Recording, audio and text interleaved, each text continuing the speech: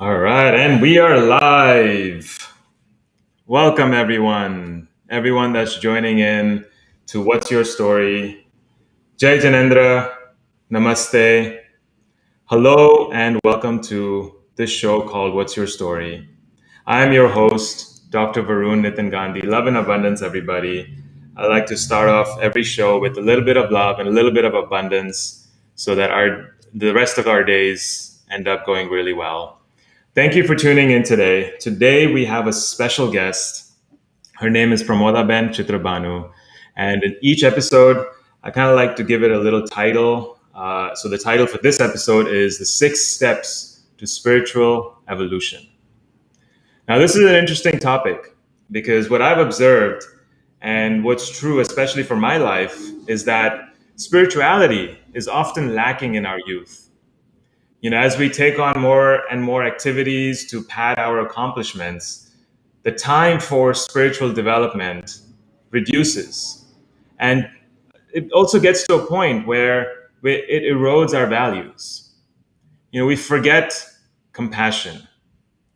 We become very mechanical and we lose sight of what really matters for life. And I've been there. I've lived that life until I came to a point where I could no longer move forward in that direction. So now, 7 years later, I've rediscovered what's meaningful for my life. And I found that what brings me joy now is completely different than what it was before. Before, it was chasing money. Now, it's of being of service. And so, in this episode, we will learn from Pramoda what it takes to come back to our spiritual roots and how to undergo a spiritual evolution, a transformation that is so profound that how we view life completely alters. So now, before I introduce our guest, I want to encourage everyone that's watching this right now to like this video and please hit the subscribe button, because the more you like this video, the more you subscribe to this channel, the more I'll be able to bring on amazing speakers like Pramoda. And also, if you have any questions at any point throughout this interview, please feel free to use the comments below and type in all of your questions, and I will make sure that we ask Pramoda. So who is Pramoda? Born and brought up in a traditional Jain family, Mrs. Pramoda Chitrabhanu developed an interest in the Jain philosophy from early childhood. Her main interest is to teach and help put the Jain principles of ahimsa, anikantvad, and aparigraha into everyday practice. She's currently the director of a Jain Meditation International Center in New York and is also the author of 7 books. There's so much wisdom here today. So please, everyone, give a warm welcome to our guest, Pramoda Ben. Welcome, Pramoda Ben. I mentioned a little bit in the bio that you started your spiritual journey very early on in childhood. So we would love for you to start off by sharing your story. Thank you, Dr. Gandhi. It's my pleasure to be on your show. Namaste and Jai Jinendra. You are right that I started my spiritual journey at a very early age. My love for Jain Dharma started at the age of 11, and I started doing meditation and samayik at that age. And I don't remember a day that has passed by since then that I have not practiced that. So, to keep this seed growing, you need nurturing and nourishment. And that nurturing and nourishment came from people in my life. The first one were my parents, who nurtured this seed that I already had come with, sure, from my previous life.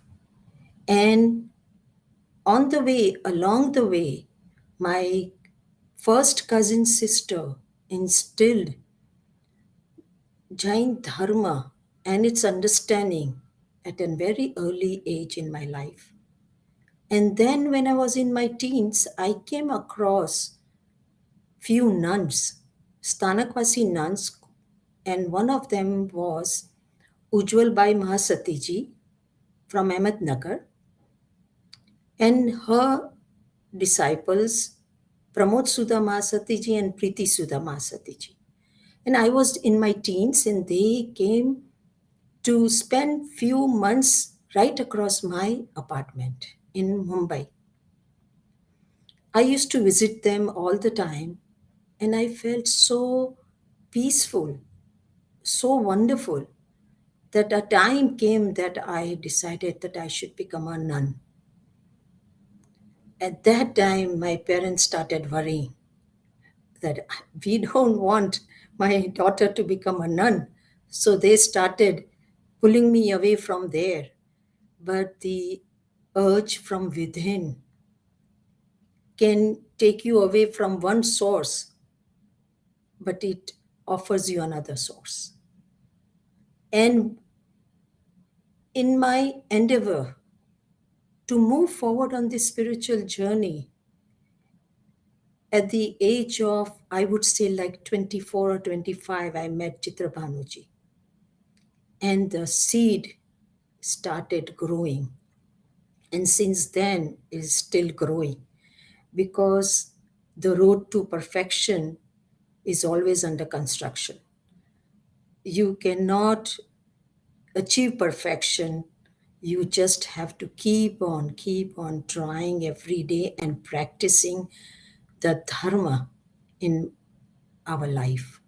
So, this beginning, when I was 11 years old, was so significant in my life that I thought that this is something I have to move forward on this path rather than the path that will take me down. So, this is how my spiritual journey started, and I'm very, very happy about it.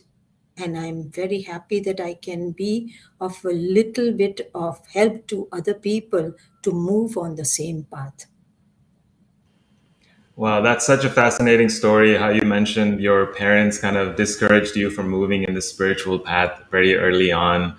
What in that the discouragement, what advice can you offer someone who's going through something similar? Maybe they're not completely giving up their whole the worldly life, but maybe they want to move slowly in that direction of spiritual awareness, and someone in their life is stopping them from moving in that direction. So, what advice can you give them? Yeah, I would say that spiritual practice always doesn't have to be from outside. Spiritual practice must can come from within also. And as Bhagwan Mahavir said, that conquering your attachment and aversion is enough for us to practice. So even if someone is stopping us from taking diksha, becoming a nun, or moving on that path, there are many other alternatives that we can choose, in which we can comfortably practice our dharma without showing and exposing to other people who do not like it. Okay, okay, that's great advice. I really like that. So today, one of our main intentions is to understand spiritual evolution, and especially the 6 steps to spiritual evolution. So, I would suggest let's go ahead and begin, and if you'd like to share what those steps are. I think I will go one by one. So let me start with the first step. But before that, we must know that spiritual movement or evolution is like a joyous exploration into the vast treasures of the self. It is a process of becoming aware, leading to the union with all that is. This is what spiritual journey is. You are exploring the vast treasures that is lying within you, and we have never known about that. So the first step I would say would be awareness. Awareness of who you are, awareness of where you are, an awareness that you are pure, permanent, beginningless, endless, immortal, conscious, blissful energy. That is Atma. That is who you are. But in this mundane life, we have never been able to come closer to ourselves. And we are in a rut and we keep on running. And sometimes I feel that we run away from the reality and the truth. So we have to face the reality and the truth because the preciousness of the human birth, we have to acknowledge that, appreciate that, and do something about it. Because if we don't acknowledge that, then the time will pass by and a day will come when we have to do something. We will say the senses are not working, the mind is not working, the feet are not working, I cannot hear. So right time is when all the five senses, mind, everything is in sound condition. So we can really go into our inward journey to find out who we are. The awareness, because the awareness leads us to awakening state. It awakens us. When we are aware of something, it awakens us. And when it awakens us, we know that it is such a precious human birth that we have got, that we need to do something about it. So in Agama, in Acharang Sutra, they say, Egam jane, sabvam jane. When one knows oneself, one knows the rest of the living beings. We are not connected with ourselves, so we are disconnected with the rest of the world. The compassion, the ahimsa, the peace that we all are seeking, we cannot experience because the connection is not still made. And when the connection is not made, we don't know who we are. Someone very well said that if you have gained the whole world and lost your soul, what have you gained? Because ultimately, that is the thing that we have to achieve and then leave this body. Because from innumerable birth and death cycle, we have come to this stage where we have the opportunity to be born in a Jain dharma or a dharma that teaches us to be more aware of our existence, respecting ourselves, and to be kind to the rest of the living beings. I'm reminded of something when Kabirji was wanted to go to another shore. It was evening, and he had to take a boat to go to the other shore. But he was late. So the boatman said that Ato chello fero che. This is the last round. When he heard that, he turned back. And the boatman said, Kabirji, what are you doing? This is the last round. I'm not going to take you back to the other shore. He said, No, I don't want to come. And he realized, because of his practice of awareness and knowing that who he was, he realized that Ato chello fero che. Manushya janmano maro chello fero che. My, it is a last round of my human birth. If not now, when? I have to do it right now. I have to work on myself and burn the karmas. He went back and he started practicing. So we don't know that moment which can come in our life and awaken us, but it cannot come unless we know who we are. And we all are exploring, and this question of who we are Since time immemorial, people are searching for that. They don't know who they are, and they don't know what their purpose in life is. So we are wrestling with these questions, and very few of them are very fortunate to realize themselves and know who they are.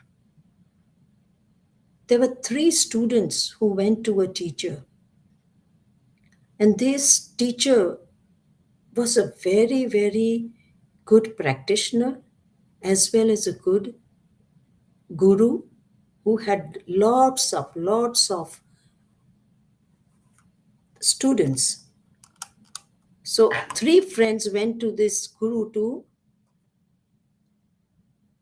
attend his lecture.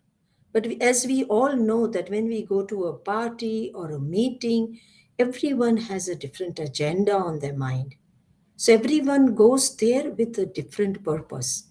Though we can go to a temple, but we are not there in the temple. So with the mind, we can be anywhere else. So all the three went there, and when the lecture got over, they went and sat in the front. Or when the lecture got over, the guru asked that I've never seen you in my lectures. So the first one said that, sir, you must know that the Upashre, the place where you are staying, is belongs to my father. So I'm a rich guy's rich son. You must recognize me. You must know. Guru said, I'm very sorry. I didn't know that. The second one was asked. The second one said, I'm the mayor's son. So Guru said, I'm sorry, I don't even know you. So he asked the third one. The third one, with a lot of respect, with a lot of reverence, got up, bowed down to the teacher. And teacher said, who are you? And the young guy said that I don't know who I am. I've come here to find out who I am. The teacher told the other two that you can go back. And he took this guy, this friend, into a garden. And there was a huge well. And he took him there and said that, look in the well. So when he looked in the well, the teacher said, what do you see? So he said that I see my reflection. So you see your reflection? Yes. So whose reflection is that? That's my reflection.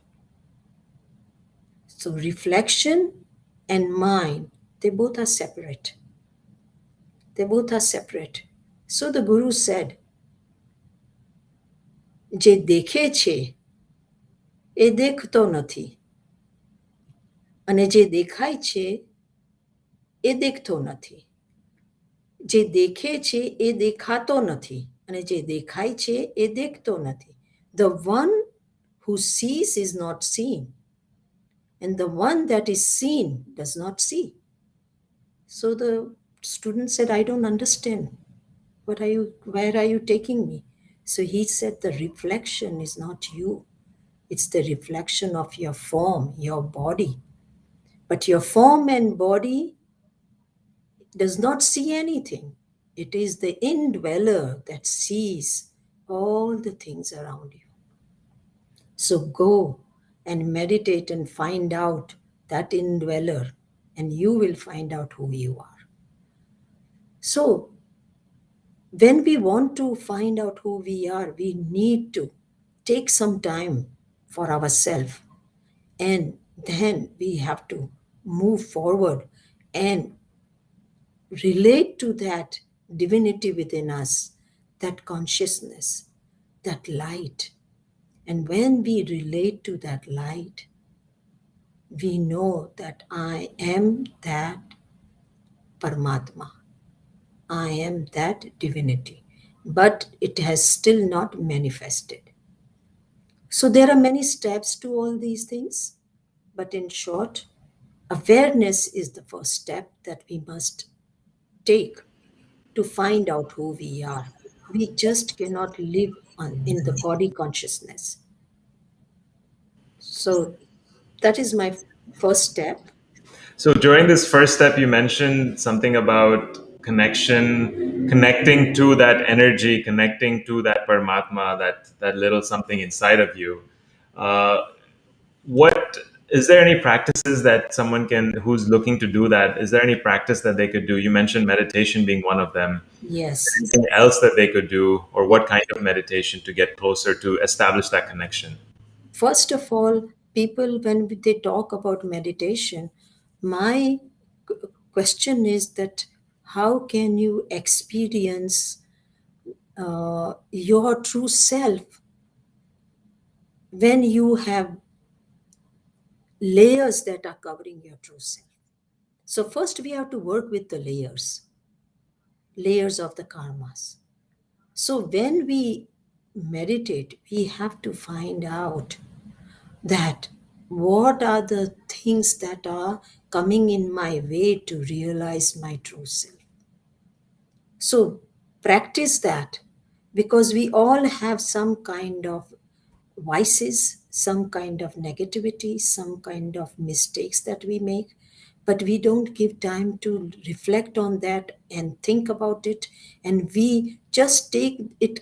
It comes, we act that way and we pass on, but we never stop. We don't take a pause and reflect back and say, oh, it was not right. This is not my nature. My nature is to be blissful. My nature is to be permanent. My nature is eternal. And why am I getting so irritated?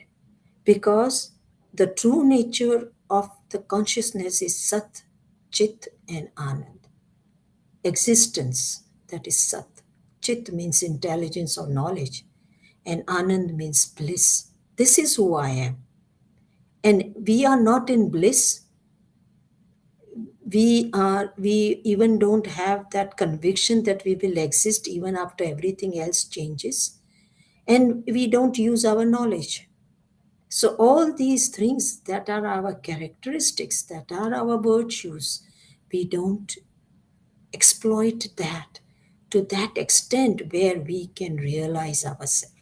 So there are many, many practices to get within yourself and find out, but it really takes conviction. You have to be convinced and you have to want to do that, to experience that in a spiritual life. Because people sit, do meditation, get up, oh, nothing happened. I don't know. Because there are layers that are coming in between. You cannot see beyond the curtain, the light, because the curtain is there. Remove the curtain, you will be in touch with the light.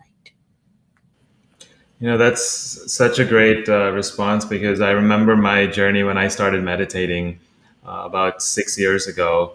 And at the very beginning, it was extremely hard to sit there to meditate for even 5 minutes. So I would literally set a timer, 5 minute timer, put it in the corner, and make sure I at least sit there for 5 minutes. If nothing else happens, I want to sit there for 5 minutes. The first month, I maybe lasted 2, 3 minutes, and I would give up. But the key point is that I came back to it the next day, the day after. I came back to it. And now I'm able to meditate. I've been meditating for about 6 years now, and I'm able to meditate for 40 minutes, 45 minutes at a stretch with no issues. Uh, and one of the things that, because of this meditation, what I've realized is sometimes, like you mentioned, irritation and anger, I get these little moments where I get anger inside of me. So now this awareness inside of me pauses and stops and looks at it, and kind of gets an idea of, like, why is this happening? What's the reason behind this? Right. So that is that those layers that you were mentioning. Mhm. Uh, those are some of those layers that we have to kind of overcome.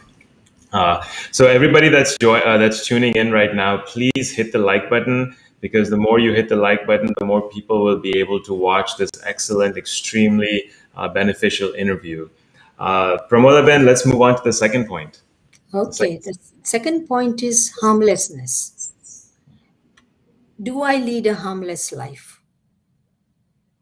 We have to ask ourselves why my food is obtained from killing of innocent animals, why my clothing or beauty products involve violence. When we talk about harmlessness, we are talking about, first of all, ourselves, that I don't want to harm my life. And we are harming our life, even though we call ourselves that I am a vegetarian. I don't eat this, I don't eat potatoes, I don't eat onions, I don't eat ground root vegetables. Yeah, that's very, very good that we really are not hurting life, because when we hurt life, we are, one part of us is already hurt at that time. So we are harming ourselves. We are harming ourselves means our consciousness, our atma, by accumulating new karmas, because we are already filled with karmic particles. And that is one of the reasons we can't realize ourselves. But when we know that I'm hurting my consciousness, I'm hurting myself, what are the steps that I can take to stop doing that? So, one of them is to question ourselves that whatever I do I hurt life in any way, in whichever way? Am I harming anyone? And when I harm, or am I abusing myself by taking products, by using things that involve violence? Today, when I speak to many, many people, they tell me that I am pure Jain. So I said, okay, what does that mean? How can you define that? So they said, we don't eat onion, potato, garlic, root vegetables. I said, that's wonderful that you don't take these things. But have you ever thought about dairy products? They said, no. So I said, sometimes you must Google in and find out that how the milk is obtained. Because 20 to 25 years of a cow is reduced to 7 to 8 years, and it is killed and taken to the slaughterhouse. The baby calf of the mother is taken away from the mother in a week and separated. And if it is a he, goes to the wheel industry. And if it is a she, she's raised to take place of the mother. Have we ever thought from a Jain point of view that we are stealing the milk of the baby cow? We are cutting the longevity of the cow. We may not do directly. So some said also that we don't do it. It's we pick it up from the shelf. But I said we are indirectly promoting it. We are creating that. So as long as we don't understand the truth, we cannot change ourselves. And when we cannot change ourselves, spiritual journey is far from us. Because on spiritual journey, our life should be so innocent and so compassionate that the least violence that we commit in our life. So harmlessness is something that we all have to understand and look at the products that we use at home. Look at the things that we eat. And it's harmlessness in our thoughts, in our words, and even in our action. Because each and every way we are harming someone, and when we harm someone, we are harming first ourselves. Look at the matchstick. Before it burns anyone else, it burns its own mouth first. So, when we know that my existence is causing disturbances to the life form, let me change my lifestyle. So that is harmlessness. Practicing Jain one day went on a first class plane trip to somewhere in Europe. And the European Airlines had just started this new airlines. So they were trying to impress their clients and their passengers. So this practicing Jain was sitting in the chair in the first class, and the train took off, and the air hostess came to this gentleman and offered him a alcohol drink. So he politely said that I don't drink alcohol. So she thought that the way she presented was not right. So she went in and brought it in a platter and offered him and said that this is a complimentary drink from us, sir. We want you to take it. So he said that, sorry, but I'm a Jain and I don't drink. She thought that still she was not so happy because she thought that they will not get the best reviews for their playing. So she went and told her manager. So the manager came with a few flowers on the platter with this glass of alcohol and brought it to this guy and served him. And he again said that I'm a Jain and I don't drink alcohol. Manager insisted. The Jain proposed to give the drink. The Jain told the manager that why don't you give this drink to the pilot? The manager stated, how can the pilot drink alcohol? He is on a duty. And if he drinks, there will be an chances of plane crash. The Jain passenger with tears in his eyes replied, I am a Jain and I am always on duty in order to protect my faith. And if I drink alcohol, I will crash my life. I will crash my whole life here and hereafter. I am 100% on duty.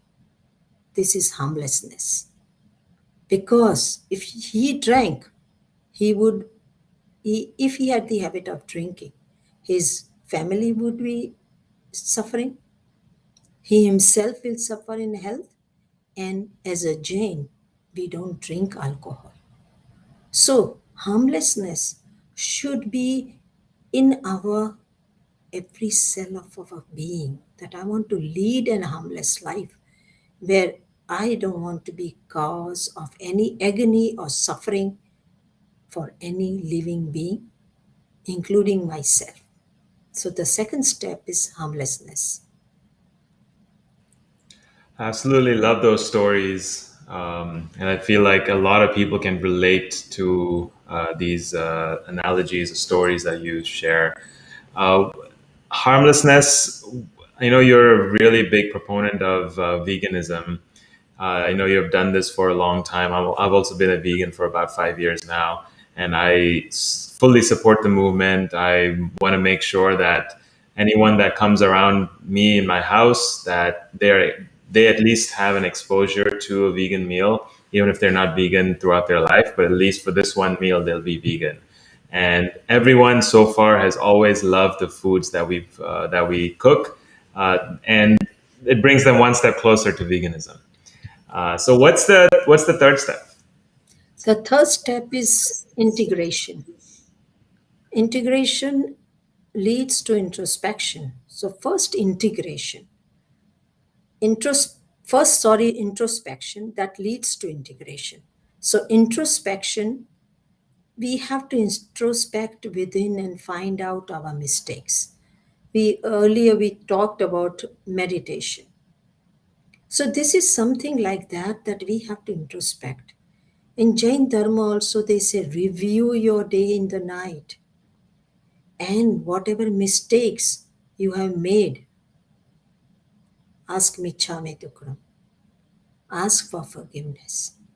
So we have to review our day, introspect. But when we don't introspect, we cannot even review the day because reviewing the day will show us where our mistakes and our strength lie. And introspection is very necessary. It takes just 10 minutes for a person to sit, closing their eyes and find out that did I do anything? Did I say anything? Did I think in any way that hurts someone else? That I have caused some hurt to someone? And what was the reason why I did that? Why I became so mean to that person? Was it that I didn't like that person's behavior, or that person was rude to you? That's why we do this.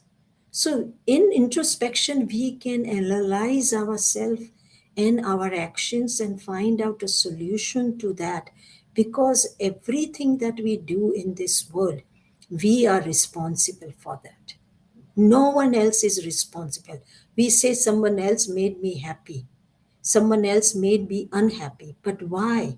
Why did they make you unhappy? Because today someone will make you happy, sometimes they will make you unhappy. So our life is like a yo yo.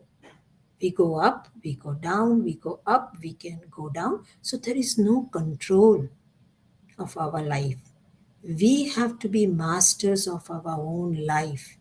And we can only do that by the awareness of who we are, by leading a harmless life, and third, to introspect and find out where change is needed in myself.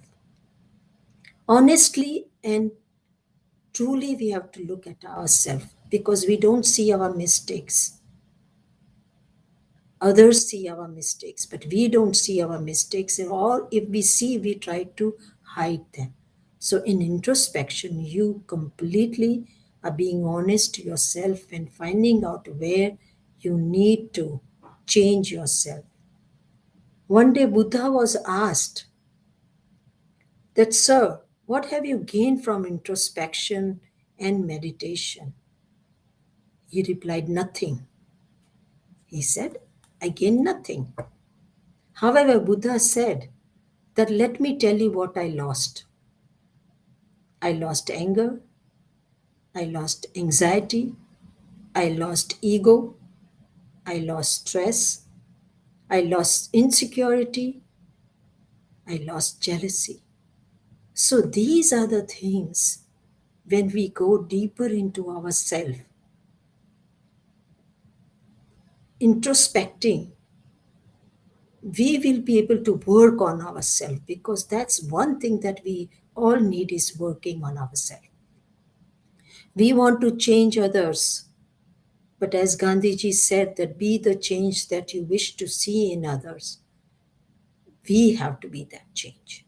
Whatever others do, that is not our concern. I want to be happy. I want to be peaceful. I want to be very truly honest to myself. And introspection then leads to integration of thoughts, words, and action. And when there is integration of thought, word, and action, there is music and harmony in life. When you think something, you talk something, and you do something, all the three strings of an instrument are not in harmony. And when they are not in harmony, there is no peace. There is no peace, so there is always quarrel, unhappiness, putting each other down. So all the problems come from that. Introspection is a very good technique for all of us, even if we don't meditate. But introspection is very, very important for us. That introspection, you gave an example of, or that exercise of how to review your day at the end of the day, ask some specific questions. I didn't realize that. I've heard about that activity before, but I didn't realize that the Jain Dharma also has that activity in it. That its origins may have been Jain Dharma. I've probably heard it from some Western influencer talking about some new technique, but this was actually deeply rooted in Jainism, and that was really great information. So the third one is introspection, and is the fourth one integration? No, third and fourth, third is introspection and integration are together only. But Oh, you can call it introspection. That leads to integration. Got it. So then what's the fourth one? Let's move on to the Fourth one is interesting. It's mastery. Mastery over our senses and its indulgences. We have to master them. Senses. Because unconquered senses are like wild horse. And these wild horses run in different directions. And we also, with these senses, we also are divided into different directions. So when we control our senses, control our mind, we can control ourselves, bring discipline. How do we bring mastery in ourselves? By austerity and restraint. Limit the things. Austerity by 12 kinds of tapa. These are tapa that brings some control over our senses and our mind, because you cannot fast without controlling your senses of eating, whatever you are doing. Fasting, meditation. Then suppose we can't fast, then you say, okay, today I'll just eat 10 things. I don't want to eat more than 10 things. So you are again controlling. When we want to move forward in our spiritual journey, we need the banks of discipline around us. As the rivers have banks, so the river can meet the ocean. In the same way, we also need banks of discipline. So, mastery over senses is to bring that discipline in our life, because our life is haywired. There is, we don't have any kind of discipline. So, this kind of discipline, this kind of overcoming the indulgences and urges of the senses, really makes us very powerful from within. It empowers us because we have overcome all these things. And for spiritual aspirant, this is very important for the person to move forward in the journey, because without that we cannot move forward. There were two Zen monks. How monks are trained to discipline themselves, how they are conquering their desires, their urges, and they trained even the Jain monks, all these Zen monks. The two Zen monks were traveling together. One was named Tenzen, the other one was named Akido. They were traveling together down a muddy road, and it was rainy heavily. So the road was muddy and the rain was pouring. As they turned a bend, they saw a young, pretty girl wearing silk dress caught up in this muddy road, and, and the rain was heavily pouring. So she was so disturbed. She wanted to cross the road, but she could not because it was very wide. So Tenzin picked up this girl and took her across the road and left her there. Akido saw this whole event. He didn't say anything. They both started moving forward. Akido was very quiet, very silent, and it shows that he was also angry. Tenzin and Akido are moving forward, and they finally reached their lodging temple. So they went into the temple, and now Akido broke his silence, and he told Tenzin that you know that we are not even supposed to go closer to females. And you picked up this girl and put it there, took her across. and especially such young and pretty ones. Tenzin said, I left the girl there. Are you still carrying her?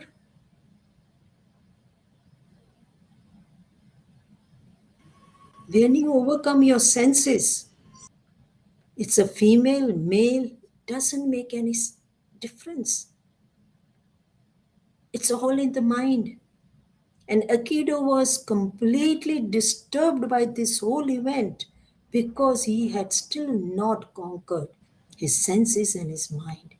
So, mastery for spiritual aspirant, mastery over senses is so important because when we master our senses, we have almost conquered half of the battle because now we can move forward in our spiritual evolution because spiritual evolution does not happen like that. Even Prabhu Mahavir, for 12 and a half years, he went into the wilderness. Why? To purify his mind, purify his words, and purify his body. So, what did he do? For to purify his mind, he took meditation.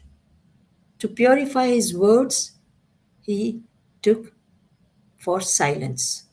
And to purify his body, he went for penance. Out of 12 and a half years, separately, if we put together 365 days, I think so, he just ate. He purified everything. Why? He wanted to overcome his senses because they are the obstacles in our spiritual growth. So, mastery is very important. We cannot be a master overnight, but slowly, slowly, if we practice, I'm sure that we can move forward in this mastery also. So I think in mastery, maybe one of the things that I find the challenge with is food, mastering our desire for food, right? And I'm sure many people who are on this live are also having the same issue. How important is this mastery over food in the spiritual journey? And what kind of foods should we focus on while we're going through the spiritual journey? I think the mastery of food is one of the biggest one because food is something that creates passion in us. So sattvic food is very welcomed in a spiritual path. And that's why there are many, many spiritual aspirants who are not even Jains, yet they don't eat onion and garlic, potato, because they feel that these are and milk products creating passion in us. And when there is passion in us, how can we focus? How can we steady? How can we be still? Because we have to be focused, steady, and still in our life, at least for some time. So, food plays a very, very important role. In my house, we cook everything without oil. No oil. We don't use oil because oil is not good for you. And all are vegan, pure Jain food, and we can make it tasty because it's just a myth that we can't make food tasty. It depends upon what you feel and how convinced you are about anything. Because this is all about conviction. When I am convinced about something, I will accept it the way it is. But if I'm not convinced, I will just say, oh, I don't know, I like it, I don't like it. So we have lots of different reasons. So sattvic food is the best food for people who are moving on this spiritual path. Yeah, I will definitely try that. And I'll make sure I do a better job at curbing the food desires. So Yes. let's move on to step number 5. What is that? Step number 5 is simplicity. Simplicity, as Jain Dharma says, a parigraha. Make life simple with few belongings, less accumulation. Accumulation and belongings take away our attention and our time. So I read somewhere that the more you have, the less you are. The less you have, the more you are. What do we want? The more you have, the less you are. When you have too many things around you, you're lost in that. But when you have few belongings, like our monks and nuns, they are not lost there. Then they are more. They blossom, they develop, they move forward on their spiritual journey fast enough to reach their goal, their mission. So, simplicity is something that we have to have in our life. And our life does not have to be always filled with everything. Our closets are so full, our cupboards are full, the things fall on our head when we try to open it. Because whatever we go out to see, we want to buy it because we can afford it, or even if we don't afford it, but if our mind is set to it, my eyes like something, I would like to bring it home. And after a certain time, another desire creeps up. So desire is endless. It's like a sky. So we have to simplify our life. And simplifying our life, we will be able to find ourselves more clearly, find ourselves and work with ourselves and be happy with ourselves, because now we don't have to spend so much time in arranging everything in the house. And I know so many of my friends are saying, we are now tired of the things that we have collected. We don't know what to do with it. So I tell all my friends and students that start taking out, give to the needy, and make your accumulation less. And you will see how peaceful and how happy and how light you feel. So the fifth one is simplicity. And yeah, go ahead. You want to ask any question on simplicity? No, I think simplicity makes sense. Keep everything simple. This life we tend to make everything more complex by overthinking, constantly just in ourselves. So I think simplicity makes a lot of sense. But we do have a question from Kalpana Ben. She Mm-hmm. asks, "Can you discuss more detail about the five senses Uh, uh, Discuss about five senses. and how we can curb our desires?" Uh, Okay, let us take the first sense of touch. Okay, so touch, we always are so uh, we we like everything very smooth, we like everything very perfect.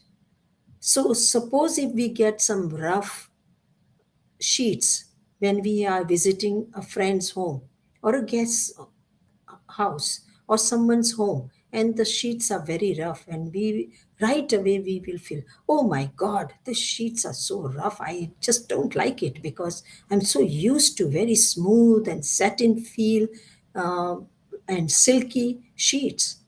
So right now you've already created a dislike for a certain fabric, and that is, if you could control yourself in that, this is also okay. This is just for 2 days. I can go back home and have that.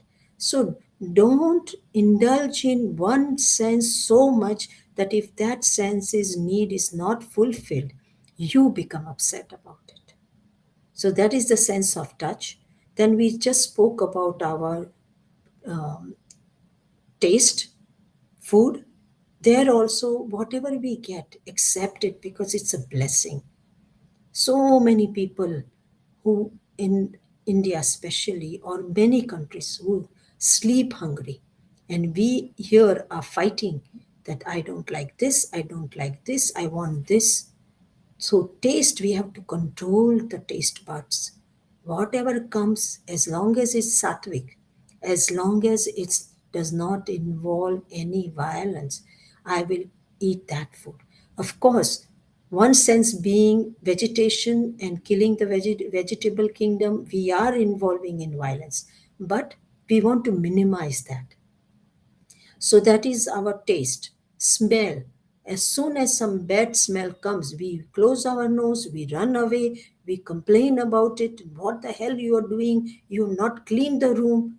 All these things is likes and dislikes. Why are we creating new karmas? Accept the way the things are. Don't make note of it. Pujya Acharya Yashosuri Maharaj Sahib said that any nond nahi lo tame. Don't make a note of it. Okay, this is what the situation is. I accept it. I want to move forward. So that is the smell. Then the eyes. The eyes always like good things. And as soon as the eye sees something bad, you don't like it. So you criticize. You use your eyes on TV, on bad literature, nothing that will inspire and enlighten you. So that way, you are indulging in your sense of seeing your eyes. And the fifth one is the ears, that whatever you are hearing, you don't want to hear criticism from anyone, you don't want to hear bad words from anyone, because people will say anything. But why do you identify with that? Because we live on the opinions of others, we live on someone else's comments. But when I know who I am, I don't care what they think. I don't i don't be i won't be bothered by what someone else says, because I know who I am. Thank you for that detailed answer. I hope, Kalpana Ben, I hope that answers your question. Pramoda Ben, let's move on to number six. Yes, the sixth one is advancement. Did we move forward in our journey? Are we growing spiritually? Can you love others and feel oneness with them? How do we know that we have moved forward? Are you at peace within, and do you radiate peace around you?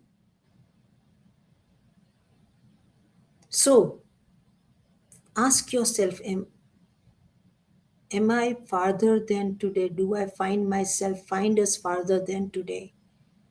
There is some change in me? Has change occurred in me? We are advancing. And if we are not advancing, we are stuck in the same rut. The cow goes around and round, but when it comes back to the same thing, the cow thinks, oh my God, I have traveled so much, but he doesn't realize it's come to the same spot. So we also keep on practicing things where there is no change. It's not going to help us. We have to find ourselves further than today. Move forward. And how did I move forward? Did my anger reduce? Am I still jealous of people? Do I have negativity? What is that I want, and if it's not fulfilled, how angry I become? A great saint for 30 years in a town was giving lectures. He was traveling everywhere, and it had become 30 years, and he came back to the same town where he used to stay for a long time. So his one of his students asked him that, can you tell me how many of your students have achieved liberation, moksha? The great saint said that, I will let you know tomorrow, but today do something for me. Go to everyone's house and ask them what they want. So he went to each house. The first house he went, there was a father and mother with a daughter, a young daughter. So the father said, I want a very nice boy for this girl because I'm so worried if I die, who will marry her? Second house he went, he wanted a nice job. Third one, he wanted a good health. Fourth one, she wanted to marry someone. So everyone wanted something from the world. He went back and told the saint that everyone wants something. So he said, did anyone ask for moksha? So he said, no. So you got your answer. That people can listen to you all the time, but have they advanced in their practice? They have not. So we have to practice. It's very, very important that we practice what we hear. We practice in whatever way, whichever way, in small way, that is the beginning step. Because a journey to 1,000 miles starts with a single step. So we have to take that step. If we are spiritually inclined to move forward, if we are not, I don't think so, then this may work for them.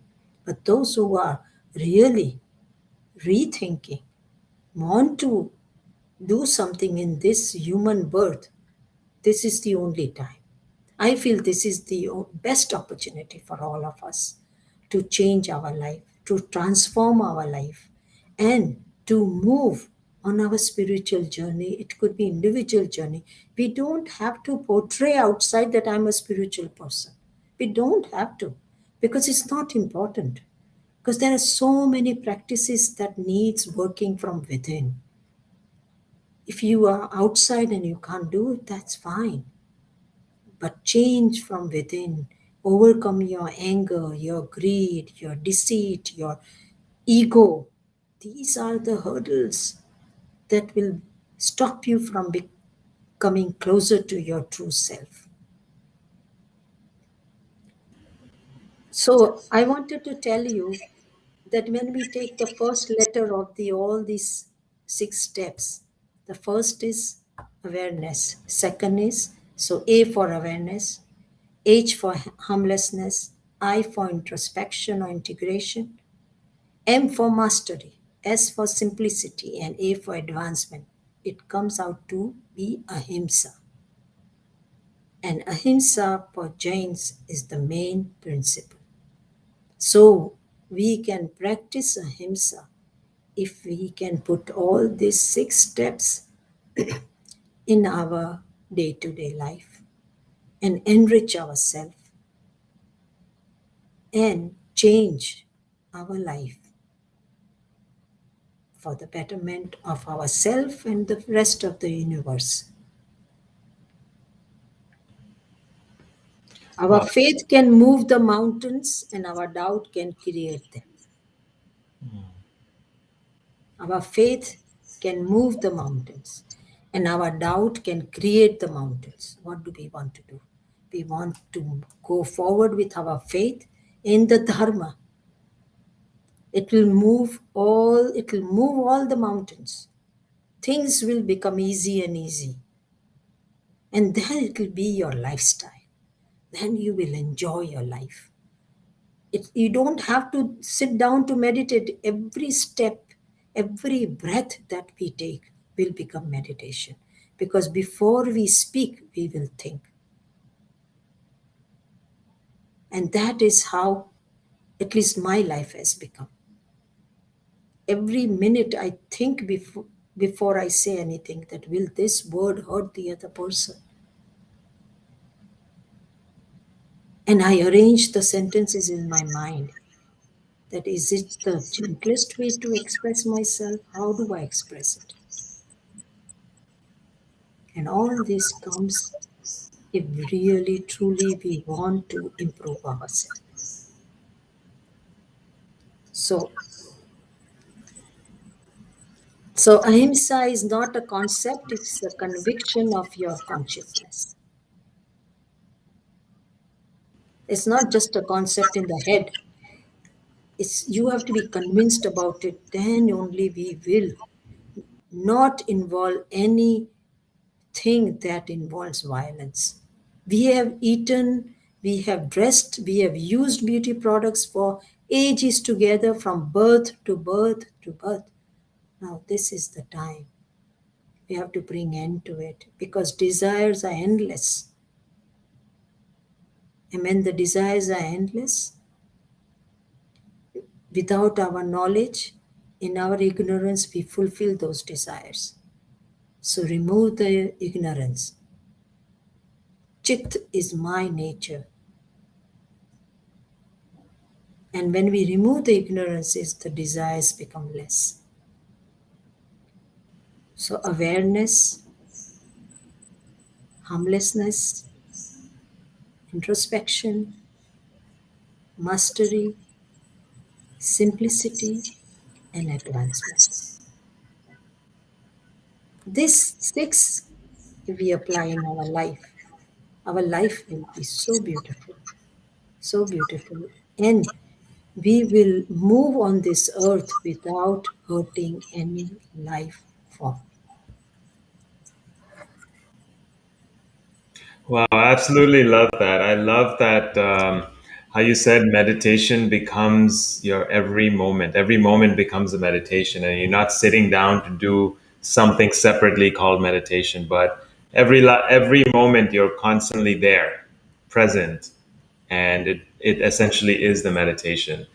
I absolutely love that. It's that's been my goal as well in my meditations as well, to get to the point where I'm constantly always there and always present.